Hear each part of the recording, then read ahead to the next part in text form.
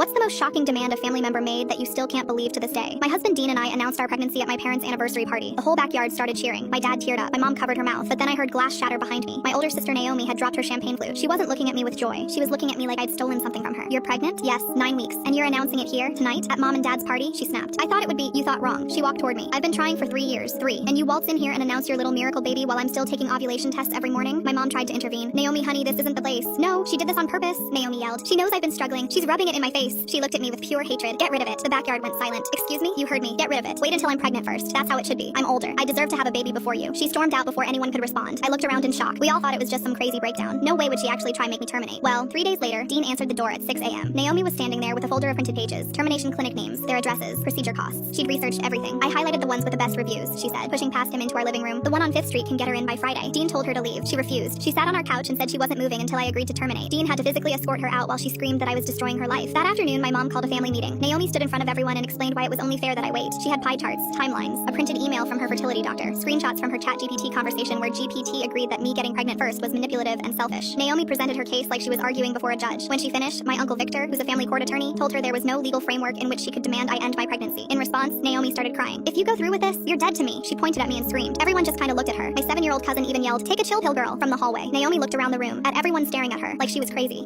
She started stammering. "I'll never speak to any of you again if you let her have this." She sat down on the couch sobbing, literally cradling herself. We all collectively pointed toward the door. She finally looked up. Mascara streamed on her face. "This isn't over," she stormed out. Slammed the door so hard the framed picture of my pregnancy test shattered on the floor. We didn't hear from her for 6 blissful months. But then my baby shower happened. 30 people in my mom's living room. Gifts piled on the table. I was 8 months along. The doorbell rang. My mom answered. Naomi walked right past her. She came in wearing a tight dress that showed off her own pregnant belly. She had a sash across her chest that said, "Mommy to be." The room went dead quiet. "Surprise," she said, spinning around. "I'm due in 10 weeks." She smiled at me, but it wasn't a real smile. She walked over and hugged me. While her arms were around me, she whispered in my ear, "I don't care what I have to do. Mine is going to be born first. I mean it." Then she grabbed a cupcake and left. Everyone was more confused than anything. I spent the next few weeks worried about Naomi showing up and hurting my baby. Dean triple-checked every lock before bed. I even called the police to see if anything could be done. And then, 5 weeks later, I got a call from my mom at 2 a.m. She was hysterical, sobbing so hard she was out of breath. "It's Naomi. Please," she gasped. "Come over right now." Dean drove me to my mom's house. I rushed in, expecting to see Naomi, but she wasn't there, and neither was my dad. Where was my dad? I found my mom crying, sitting against the bedroom wall. What happened? I took her hand. She cried into my shoulder for a few minutes before looking up and explaining everything. Naomi had been rushed to the hospital. Turns out she'd been taking black market labor-inducing drugs, but they weren't working fast enough, so she found someone. A woman she met in a Facebook group who claimed she was a midwife back in Guatemala. Naomi paid her $500 to perform an emergency C-section in her apartment. She was only 30 weeks. The woman used a box cutter. They sterilized it with vodka. There was no anesthesia. Naomi passed out from the pain halfway through. The woman panicked and called 911. When paramedics arrived, there was blood pooling in the hallway. The neighbors said they saw it seeping under her door from the outside. The baby came out gray, went straight into the NICU. Naomi went into surgery, but they couldn't stop the internal bleeding. She flatlined twice. They saved her, but she slipped into a coma. Doctors don't know if she'll wake up. The baby survived. He's in an incubator. And now everyone is battling over what happens to baby Pingus. Oh, and turns out my dad was just in the bathroom taking a crap.